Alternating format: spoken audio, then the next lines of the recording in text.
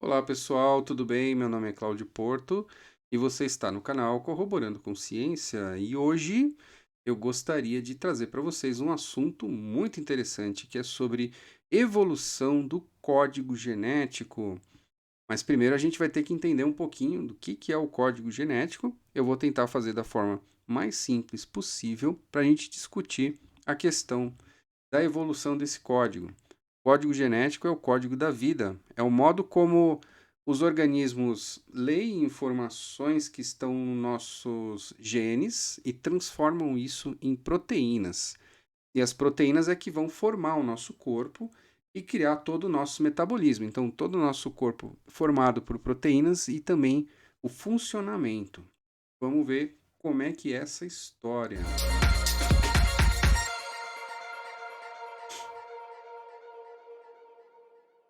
Então é isso, pessoal. Existe um código da vida que é chamado código genético. Algumas confusões acontecem em relação a essa palavra código genético. O código genético não é a mesma coisa que a sequência de informações de um gene. O código genético é uma maneira de fazer uma conversão entre uma sequência de certas estruturas químicas do DNA para estruturas químicas de proteína. Então, é como se dentro do seu DNA você tivesse instruções para a fabricação de proteínas. Então, a gente tem milhares de genes e cada um deles corresponde a uma proteína. Por que sempre uma proteína?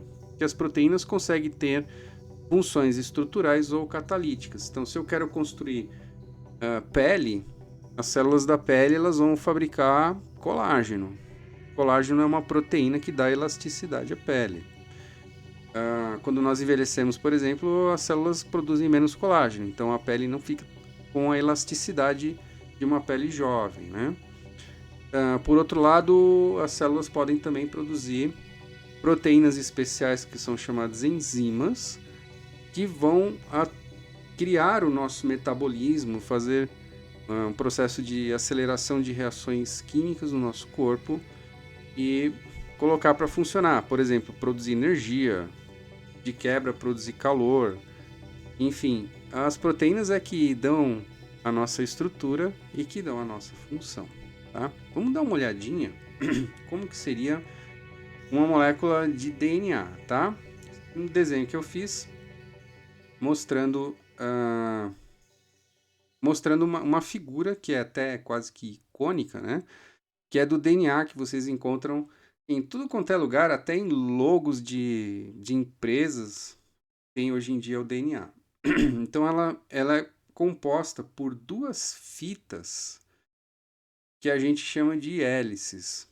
Porque na verdade o DNA ele tem uma estrutura tridimensional. Imagina um avião andando e a hélice girando, né? Avião com hélice. Se você acompanhar a trajetória da hélice, ela vai formar meio quase que uma mola, tá bom? Essa estrutura é uma figura geométrica chamada helicoide. Então, porque vem justamente desse movimento da hélice para frente. E aí ficou como hélice, tá? Então, o DNA ele é uma dupla hélice. Então, eu fiz uma laranja e uma azul. Essas hélices vão se entrelaçando e elas se complementam. Porém, para que elas se aproximem e fiquem pareadinhas, existem aqui no meio, que estão representados por essas barrinhas verde, rosa, amarelo, estão as estruturas ou moléculas que nós chamamos de bases nitrogenadas. E para o DNA existem 4 tipos de bases nitrogenadas que recebem os nomes químicos de adenina, guanina, citosina e timina. Mas a gente pode usar só as letrinhas, né? A, T, G e C. Talvez se você assistir algum filme em que eles vão falar sobre DNA, você vai ver esse monte de letrinhas A, T, G e C. No Jurassic Park, por exemplo, né, no primeiro filme, explica lá como é que eles fizeram os dinossauros e como que eles pegaram o DNA de dinossauro. E na tela aparece aqueles milhões de letrinhas A, T, G e C, explicando lá para fazer sentido lá para o filme, tá bom? Essas letrinhas A, T, G e C são essas daqui, ó. Aqui nessa figura, a gente meio que esticou a fita de DNA, né? A gente tirou essa estrutura 3D dela, só para mostrar esquematicamente como que funciona. Essas fitas de DNA, elas são formadas por cadeias de fósforo com um tipo de açúcar que chama desoxirribose. Inclusive o D da desoxirribose, que é um tipo de açúcar, né? Esse amarelinho aqui, o D entra no nome do DNA, tá? Então faz parte daquela abreviação D. E as bases nitrogenadas aqui no meio, que eu falei que a gente pode abreviar para algumas letras, né? T sempre vai se parear com A e G sempre vai se parear com C. O que importa, como informação genética, é essa sequência de letras aqui. E para cada gene vai ser uma sequência típica. E para cada ser vivo também pode mudar um pouquinho. Então, essa sequência é que vai ser lida. Pessoal, quando eu falo com essa linguagem, por exemplo, informação, vai ler, vai transformar em proteína, é o modo como a gente explica, tá? O modo como a gente consegue se expressar para você poder entender o mecanismo, ok? Não tem nenhuma inteligência escondida por trás disso aqui. É um processo natural. Então, às vezes aparecem essas imagens bonitas aí de moléculas, né? Representando o DNA. Então, por exemplo, aqui a gente tem uma das hélices e aqui embaixo a outra. E entre uma hélice e outra, a gente tem aquelas letrinhas, né? Que são, na verdade, são moléculas até que razoavelmente grandes, tá? Formando o pareamento. Então, por exemplo, a rosa está pareada com essa amarela. Aqui depois tem duas. Claro que esse daí é um desenho artístico, mas dá para você ter uma noção da tridimensionalidade, né? Eu fiz também um outro desenho que eu vou colocar aqui acelerado para vocês. E isso mostra mais ou menos o mecanismo, como as coisas funcionam entre o DNA e as proteínas, qual é a relação. Então, de uma molécula de DNA, nós podemos fazer uma espécie de leitura e fabricar uma outra molécula muito parecida que é chamado RNA. Só que o RNA, ele não tem aquela base nitrogenada T. No lugar, ele tem uma muito parecida que nós chamamos de U, a uracila. Então, no caso do RNA, nós vamos encontrar A, U, G e C. Tá bom? Então, nesse processo aí de transcrição, nós podemos ler uma sequência de letras do DNA e fazer uma correspondente de RNA. Por que isso é realizado? Porque nos seres que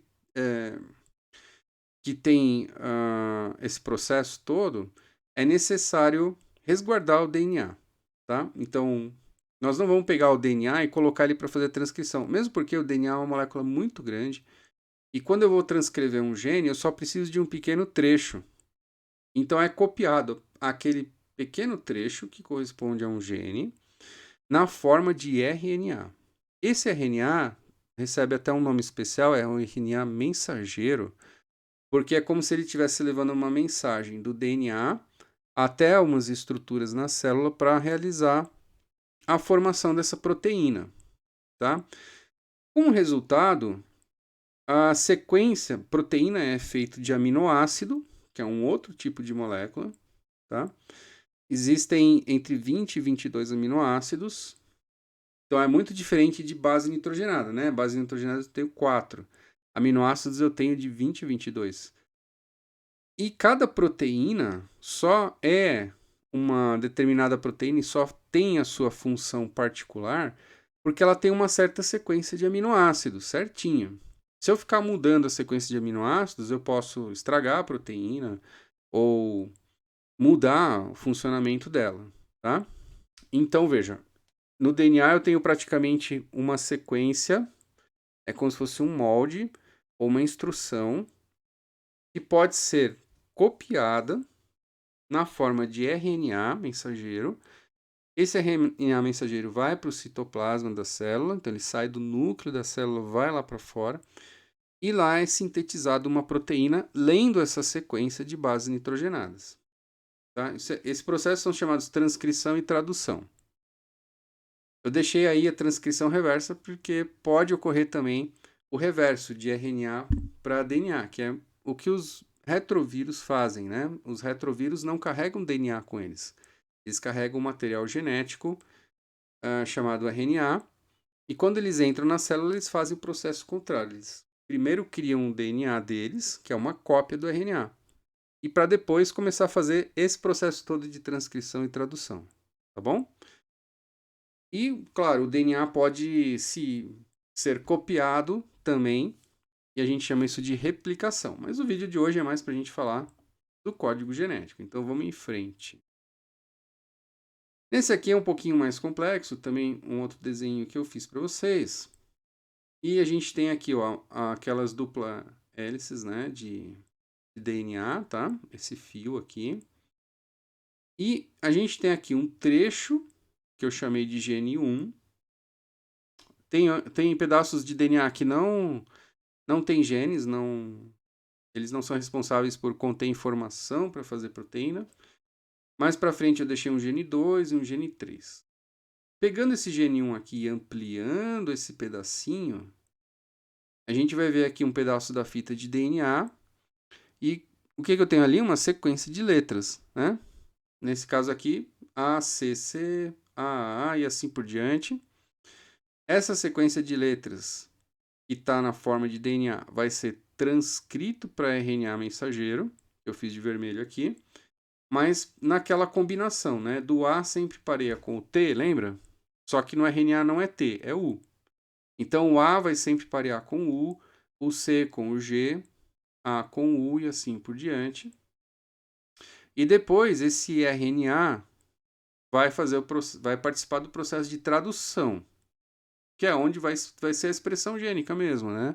Onde aquele gene que contém essa sequência vai ser transformado aqui numa sequência de aminoácidos.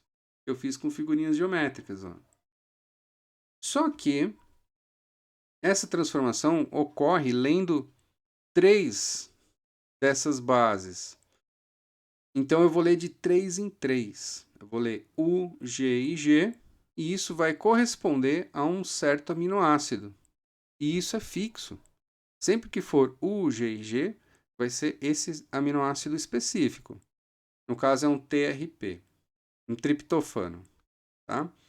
E assim por diante. Ó. Sempre que for uma sequência U, U e U, vai corresponder ao aminoácido fenilalanina. Eu fiz um retângulozinho. O interessante é que essa correspondência ela ocorre mesmo em bactérias, protozoários, fungos, plantas, animais. É sempre essa mesma sequência. A gente chama essa sequência de 3 letrinhas de códon. Então foi possível mapear todos os códons que existem e aí a gente fez essa tabela aqui. Tá? Então essa tabela ela tem aqui a primeira letra, aqui a segunda letra e aqui a terceira letra. Então se eu quiser encontrar uma letra, um códon, por exemplo, quero encontrar o códon AAC. Então eu olho aqui, ó, a segunda letra A. Então eu vou cruzar aqui essa linha A com essa coluna A. E o meu AAC vai estar por aqui, ó, AAC. Tá? E corresponde a esse ASN aqui, abreviação de asparagina, que é o nome de um aminoácido. Então essa tabela é que é o código genético.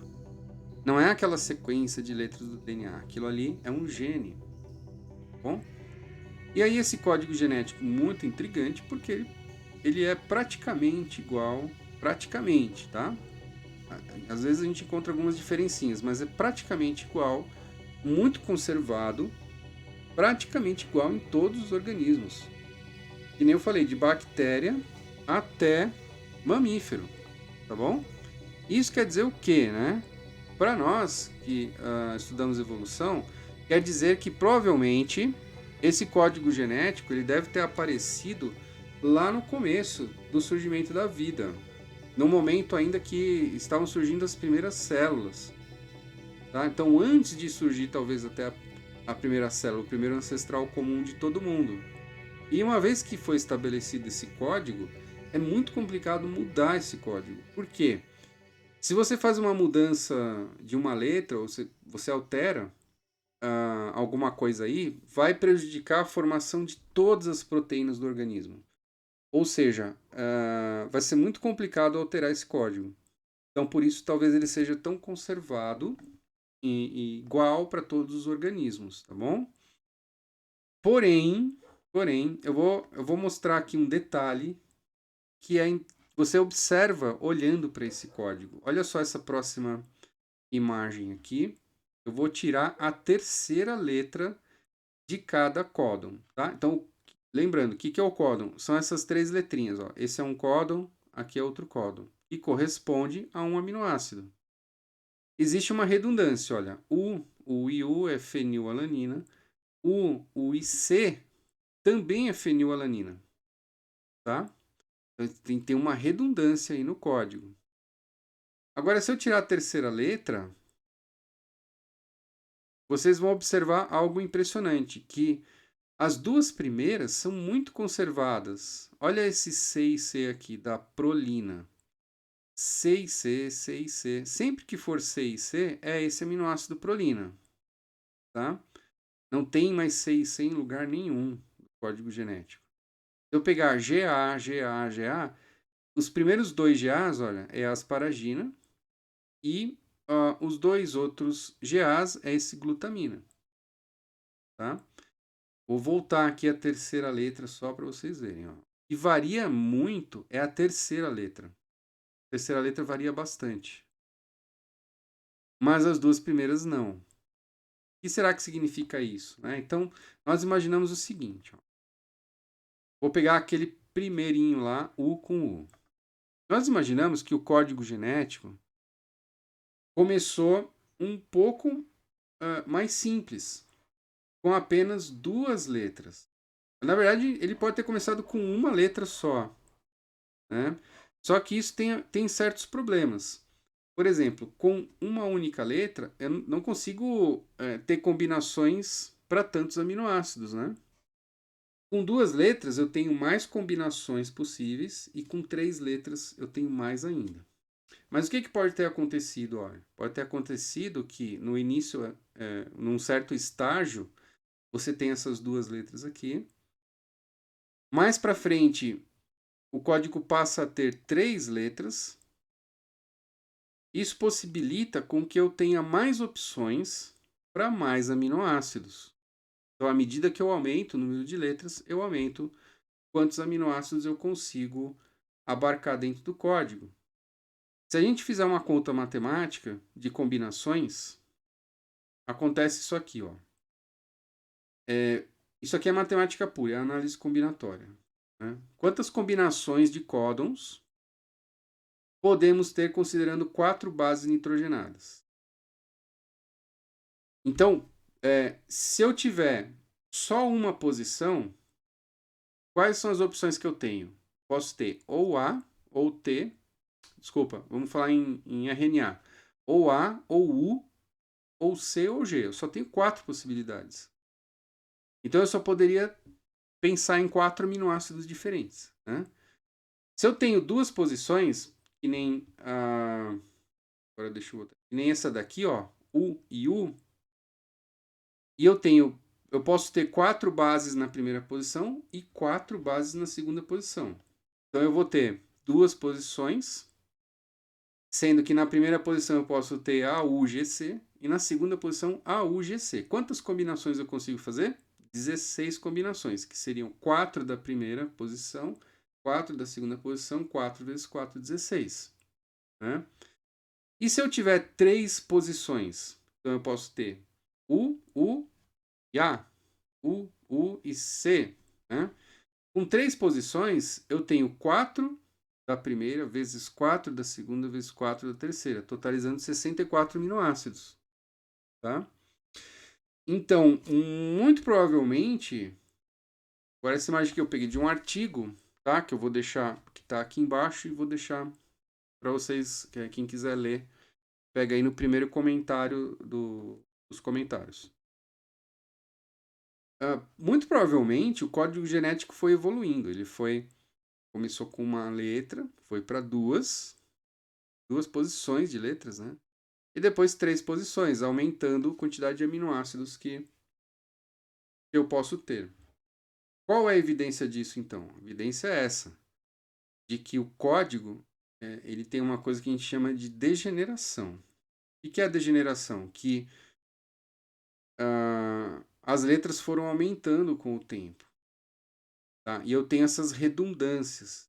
Então, ó, quando eu insiro a terceira letra, além de eu poder ter mais combinações possíveis e poder utilizar mais aminoácidos para formar proteína, né? Então passa de 16 para 20. Eu tenho essas redundâncias. Olha o que acontece, por exemplo, com qualquer um desses aminoácidos, né? Olha a treonina aqui. Eu posso ter ACU, ACC, ACA e ACG. Todas são treonina. Então, qualquer um U, C ou A ou G que eu colocar na terceira posição também vai dar o mesmo aminoácido. Então, ele tem essa redundância na terceira posição. Agora, na segunda posição, ele não tem redundância nenhuma. É AC, AC, AC, AC. Né? Então, ter surgido essa redundância aqui na terceira posição nos indica que ela não apareceu no começo. Ela foi adquirida posteriormente. Tá? E isso indica que o código genético evoluiu. Agora, a evolução dele deve ter sido muito inicial, porque e foi muito vantajoso para aquele organismo que pôde ter essas 3 letras, né, no códon. Porque ele aumentou o número de aminoácidos possíveis e podia fazer proteínas, muitas proteínas diferentes. Né? A quantidade de proteínas possíveis aumentou muito. Bom?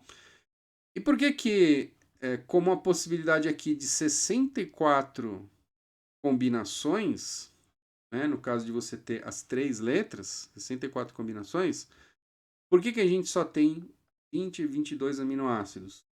Né? Essa é uma outra questão que eu vou responder num outro vídeo. É isso, pessoal. Então, o nosso código genético ele é degenerado, significa que o número de letras aumentou, e se aumentou, significa que houve evolução do código genético. Mesmo que tenha sido antes do primeiro ancestral comum de todos que a gente tem aqui, essas primeiras células ou protocélulas estavam já evoluindo. Ok? Tem muito mais detalhes em relação ao código genético. Isso aqui foi só uma pincelada. Um dia que eu falar de mitocôndrias e teorias de endossimbiose, aí eu volto a comentar algumas coisas, por exemplo, modificações do código genético em mitocôndrias, tá bom? Pessoal, muito obrigado pela paciência. Tiverem dúvidas, deixem aí embaixo, tá bom? Se inscreva no canal, por favor. Corrobore com a ciência, né? Como que você pode ajudar? Você pode divulgar esse vídeo, você pode assinar aqui o canal, assinar que eu falo, se inscrever no canal e divulgar o vídeo. É o principal que eu acho que tem que acontecer com a ciência, né? Divulgação da ciência. Obrigado, pessoal, e até a próxima.